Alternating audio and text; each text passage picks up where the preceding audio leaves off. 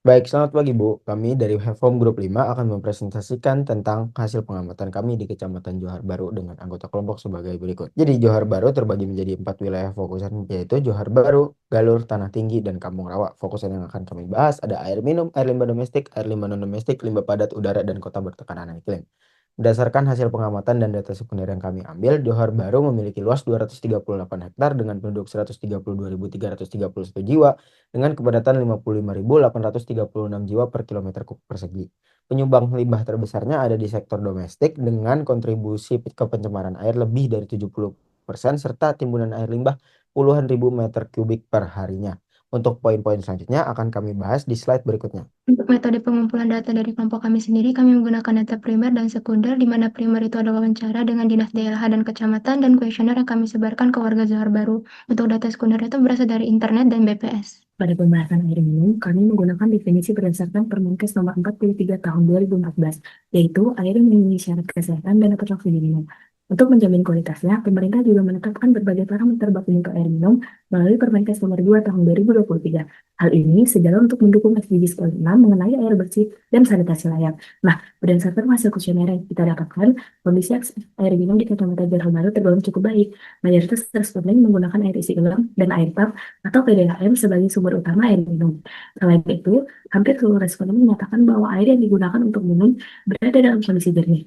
Sebagian besar responden juga menilai akses terhadap air bersih di wilayahnya sudah cukup hingga sangat memadai. Menariknya nih, meskipun distribusi air pump sempat mengalami gangguan selama beberapa hari terakhir pada tahun 2025, masyarakat di Baru tetap menunjukkan kepercayaannya dan partisipasi yang baik terhadap layanan air bersih. Hal ini tercermin dari dukungan warga terhadap berbagai inovasi dan pembangunan layanan pump daya. Dengan demikian, kondisi air minum di Johor Baru secara umum dapat dikatakan cukup baik dan didukung oleh keterlibatan masyarakat dalam menjaga keberlanjutan akses air bersih di wilayahnya. Baik, untuk pencemaran udara sendiri, definisinya adalah masuk atau dimasukkannya zat, energi, dan komponen lain ke dalam udara atau ambien sehingga turun ke tingkat tertentu sehingga udara atau ambien tidak dapat memenuhi fungsinya. Dasar hukum yang kami gunakan adalah Peraturan Pemerintah Nomor 22 Tahun 2021 yang mengatur tentang baku mutu udara. Target SDGs yang akan kami dalami di sini adalah SDGs 3, 7, 11, dan 12. Nah, berdasarkan hasil kuesioner yang kami dapatkan, banyak masyarakat di Johor Baru itu merasa bahwa mereka nggak pernah merasakan penyakit akibat pencemaran udara, serta 15 dari 24 juga merasa mereka nggak perlu memakai alat pelindung diri seperti masker dan lain-lainnya. Namun realitanya rata-rata polutan di Jakarta itu jauh lebih besar dibandingkan baku mutu udara yang seharusnya. Rata-rata PM2,5 di wilayah Jakarta tercatat 36,2 mikrogram per meter kubik yang seharusnya hanya ada di angka 15 mikrogram per meter kubik. Serta 14 dari 24 pengisi kuesioner juga merasa bahwa adanya perubahan curah hujan gara-gara gas rumah kaca. Namun di Johor Baru, pengelolaan limbah padat masih memicu praktik pembakaran sampah terbuka. Praktik ini berkontribusi besar terhadap pencemaran udara lokal dan mengancam kesehatan pernapasan masyarakat. Nah, akhirnya saya menarik kesimpulan atau temuan utama bahwa kesadaran masyarakat di Johor Baru terkait pencemaran udara belum terbangun karena perilaku pembakaran limbah padat masyarakat menghasilkan pencemaran udara yang tinggi sehingga mereka merasakan perubahan terhadap curah hujan. Nah, selanjutnya adalah air limbah non-domestik merupakan air buangan yang berasal dari kegiatan selain rumah tangga, seperti halnya industri dan kegiatan komersial lainnya. Limbah ini juga biasanya mengandung bahan kimia yang memerlukan pengolahan khusus sebelum dibuang ke lingkungan. Nah, selanjutnya permasalahan ini berkaitan dengan target SDGs nomor 6, yakni air bersih dan sanitasi layak, dan juga isu ini berhubungan dengan SDGs nomor 3, yakni kehidupan sehat dan sejahtera. Berdasarkan hasil analisis dan survei yang dilakukan, sebagian besar masyarakat merasakan adanya dampak berupa bau tidak sedap yang berasal dari limbah laundry dan mengalami gangguan kesehatan akibat pencemaran air limbah non-domestik tersebut. Nah, di Indonesia juga pengelolaan limbah telah diatur dalam Undang-Undang Dasar Nomor 32 Tahun 2009 tentang perlindungan dan pengelolaan lingkungan hidup. Namun, pengendalian limbah non-domestik di Johor Baru masih terkendala fasilitas pengolahan limbah yang terbatas dan juga rendahnya kepatuhan pelaku usaha. Oleh karena itu, diperlukannya peningkatan pengawasan dan kerjasama antar pemerintah, pelaku usaha, serta masyarakat untuk mengurangi pencemaran air. Masalah temuan yang kami angkat adalah, yang pertama ada limbah domestik dan pencemaran air, di mana setiap hari aktivitas manusia menghasilkan dua jenis limbah, yaitu limbah grey water seperti bekas cucian, dan limbah black water dari toilet. Aturan kita dalam PP nomor 22 tahun 2021 sebenarnya sudah sangat tegas, begitu juga dengan target Global SDG nomor poin ke-6, keduanya mewajibkan limbah ini diolah dulu sebelum dibuang ke saluran kembali. Namun bagaimana kondisi aslinya di lapangan? Berdasarkan gabungan data sekunder dari pemerintah dan kuesioner kami di Johor Baru, krisis lahan permukiman padat menyebabkan 12,5% warga tidak memiliki tangki septik, 45,8% tidak pernah mengurasnya, serta 41,7% lainnya langsung membuang limbah cuci mandi ke saluran umum, sehingga memicu pencemaran air tanah dan drainase secara meluas. Analisis dari hasil tadi adalah adanya kesenjangan regulasi menyebabkan beberapa rumah tidak memiliki tangki septik karena keterbatasan lahan dan membuang limbah langsung ke drainase, sehingga mengancam target SDG nomor 6 terkait kesehatan masyarakat dan lingkungan pemukiman yang layak. Sehingga kami mengangkat masalah yang dihadapi adalah belum meratanya infrastruktur tangki septik dan pencemaran lingkungan langsung melalui saluran drainase. Untuk fishbone-nya sendiri, yang pertama ada di manpower, yaitu kesadaran warga masih rendah untuk metodenya itu sistem pembuangan dan pengawasan untuk grey water dan black water itu belum optimal, dan untuk environment-nya itu safety tank sulit dibangun dan limbah langsung masuk ke drainase. Keempat adalah dari aspek measurement, program tangki septik dari pemerintah masih menghadapi kendala karena belum mempertimbangkan kebutuhan relokasi sementara warga saat pemasangan berlangsung. Kelima dari aspek mission, infrastruktur tangki septik dan fasilitas IPA komunal masih belum merata di kawasan tersebut. Terakhir adalah aspek material, kandungan deterjen dan ukuran tangki septik yang terlalu kecil menyebabkan kualitas air menurun dan pengolahan limbah mencapai kurang efektif. Berdasarkan analisis tersebut, pencemaran air di Johor Baru disebabkan oleh faktor lingkungan, pengolahan limbah, infrastruktur, dan rendahnya kesadaran masyarakat. Solusi pertama adalah pembangunan tangki septik komunal. Dengan sistem ini, satu tangki dapat digunakan bersama oleh beberapa rumah sehingga lebih efektif diterapkan pada kawasan pemukiman padat. Solusi kedua yaitu penerapan sistem pengolahan air limbah domestik atau SPAL, yang dimana sistem ini digunakan untuk mengolahan limbah rumah tangga seperti air bekas mandi dan mencuci sebelum dibuang ke lingkungan sehingga pencemaran air di drainase maupun sungai dapat dikurangi. Solusi ketiga adalah edukasi dan sosialisasi kepada masyarakat mengenai pentingnya sanitasi yang layak. Dan juga solusi terakhir adalah pemerintah perlu memperhatikan kebutuhan warga selama proses pemasangan tangki septik, misalnya dengan menyediakan hunian sementara dan mempercepat proses pengerjaan agar program dapat berjalan dengan lebih lancar. Nah, selanjutnya kami akan membahas tentang pengelolaan limbah padat di Kecamatan Johor Baru. Limbah padat sendiri adalah sisa aktivitas manusia atau proses alam yang berwujud padat, baik organik maupun anorganik. Dan ini berkaitan dengan pencapaian SDGs 11 dan 12. SDGs 11 sendiri berfokus pada pengurangan dampak lingkungan perkotaan, sedangkan SDGs 12 menekankan konsumsi dan produksi yang bertanggung jawab melalui penerapan sistem 3R.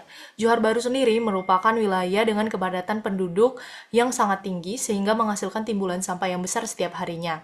Dan kondisi ini membuat pengelolaan sampah menjadi tantangan terutama di kawasan pemukiman padat dengan akses jalan yang sempit.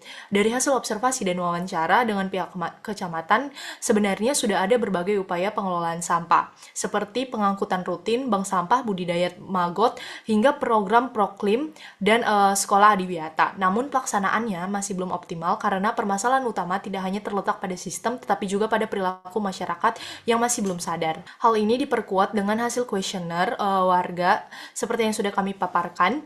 Kami menemukan bahwa masih banyak masyarakat yang belum terbiasa memilah sampah dari rumah tangga. Sebagian warga cenderung memilih cara yang lebih praktis, yaitu dengan cara mencampur seluruh sampah menjadi satu sebelum dibuang. Akibatnya volume sampah tercampur di TPS menjadi sangat tinggi dan menyulitkan proses pengelolaan lanjutan. Selain itu, masyarakat juga masih cukup sering menemukan adanya tumpukan maupun pembuangan sampah liar di lingkungan sekitar. Kondisi tersebut menunjukkan bahwa kesadaran dan kepatuhan terhadap pengelolaan sampah masih menjadi tantangan utama di Johor Baru. Berdasarkan kondisi tersebut, kami melakukan analisis fishbone seperti yang terpampang di sini untuk mencari akar penyebab masalahnya. Dari sisi lingkungan, kepadatan penduduk dan keterbatasan ruang membuat pengelolaan sampah lebih sulit dilakukan. Dari sisi metode dan pengawasan, kontrol sosial, serta penegakan aturan di tingkat warga masih belum kuat. Selain itu, kapasitas TPS yang sering penuh dan keterbatasan fasilitas tempat sampah untuk dipilah juga memperparah kondisi tersebut. Kemudian, karena itu ada solusi yang kami usulkan. Tidak hanya berfokus pada infrastrukturnya saja, tetapi juga pada perubahan perilaku masyarakat.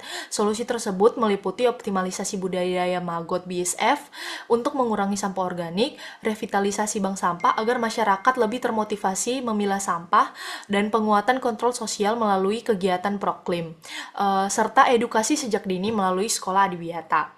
Nah, dengan adanya kolaborasi antara pemerintah, sekolah, dan masyarakat, kami berharap pengolahan limbah padat di Johor Bahru dapat menjadi lebih efektif untuk mengurangi sampah tercampur serta mendukung pencapaian SDGs 11 dan 12. Selanjutnya yaitu kota berketahanan iklim.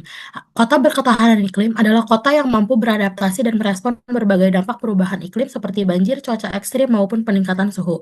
Konsep ini juga didukung oleh regulasi nasional seperti Undang-Undang Nomor 32 Tahun 2009 dan Peraturan Presiden Nomor 18 Tahun 2020. Selain itu, konsep ini sejalan dengan SDGs, khususnya tujuan 11 tentang kota dan permukiman berkelanjutan, serta tujuan 13 tentang penanganan perubahan iklim. Melalui konsep ini, suatu wilayah diharapkan mampu mengurangi resiko bencana dan meningkatkan kualitas hidup masyarakat. Untuk mengetahui kondisi Johor Bahru, kami menggunakan data sekunder dan juga wawancara.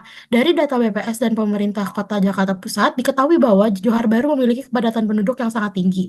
Akibatnya, area resapan air menjadi terbatas dan beberapa wilayah yang memiliki elevasi lebih rendah rentan mengalami genangan ketika hujan deras. Sementara itu, berdasarkan hasil wawancara dengan orang kecamatan, menyatakan bahwa wilayah yang sering terjadi genangan ada di RW 06. Genangan biasanya terjadi saat hujan deras karena kapasitas saluran air yang terbatas. Namun, genangan tersebut umumnya surut dalam waktu 1-2 jam saja. Hal ini menunjukkan bahwa meskipun sistem pengendalian genangan sudah ada, masih terdapat tantangan pada kapasitas drainase dan keterbatasan ruang terbuka hijau. Selanjutnya adalah hasil kuesioner yang dilakukan kepada masyarakat. Mayoritas responden menyatakan bahwa wilayah Johor Bahru jarang mengalami bencana alam. Namun, ketika ditanya mengenai jenis bencana yang paling sering terjadi, sebagian besar menjawab genangan air atau banjir. Di sisi lain, kondisi saluran drainase di lingkungan mereka umumnya dinilai baik. Akan tetapi, masih terdapat beberapa wilayah yang mengalami genangan saat curah hujan tinggi.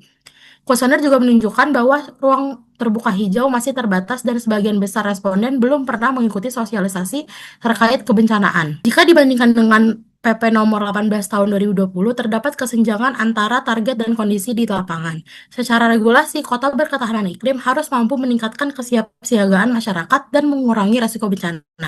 Namun, pada kondisi existing masih ditemukan genangan di beberapa wilayah serta keterbatasan ruang terbuka hijau. Berdasarkan SDGs nomor 11 dan 13, Johor Bahru sudah memiliki beberapa upaya pengendalian banjir, seperti penggunaan pompa dan juga pintu airnya. Namun, keberadaan genangan hujan saat hujan deras serta minimnya ruang terbuka hijau menunjukkan bahwa upaya peningkatan ketahanan iklim masih perlu ditingkatkan. Masalah yang dihadapi ada dua, yang itu masih terjadi genangan air pada beberapa wilayah saat hujan deras akibat kapasitas drainase yang terbatas. Yang kedua, ruang terbuka hijau dan area resapan air masih minim karena tingginya kepadatan permukiman. Kedua permasalahan tersebut menjadi tantangan utama dalam mewujudkan Johor Bahru sebagai kawasan yang lebih berketahanan terhadap perubahan iklim. Berdasarkan analisis Fishbone, penyebab genangan di Johor Bahru dari beberapa faktor utama, dari sisi lingkungan, tingginya curah hujan, minimnya area resapan, dan kondisi wilayah yang relatif rendah, menyebabkan air mudah terkumpul. Dari sisi infrastruktur, kapasitas drainase dan ukuran saluran di beberapa lokasi masih terbatas. Selain itu, tingginya kepadatan permukiman membuat ruang terbuka hijau semakin berkurang sehingga kemampuan penyerapan air menjadi rendah. Berdasarkan akar permasalahan yang telah diidentifikasi, terdapat beberapa solusi yang dapat diterapkan untuk peningkatan ketahanan iklim di Johor Bahru. Yang pertama, optimalisasi sistem drainase lingkungan. Yang kedua, penambahan area resapan. Yang ketiga, perbaikan infrastruktur saluran air. Dan yang keempat, edukasi masyarakat. Kesimpulan yang dapat diambil berdasarkan paparan yang telah kami sampaikan adalah bahwa Johor Bahru adalah kota yang masih memiliki isu terkait kota berketahanan iklim, limbah padat, serta limbah domestik dan pencemaran air. Di Kecamatan Johor Bahru masih menghadapi berbagai tantangan dan permasalahan utamanya mencakup banjir, genangan air, sistem drainase, serta kepadatan penduduk yang memunculkan timbulan sampah yang besar. Root cause dari masalah-masalah tersebut adalah rendahnya kesadaran masyarakat serta lemahnya infrastruktur dan penegakan regulasi.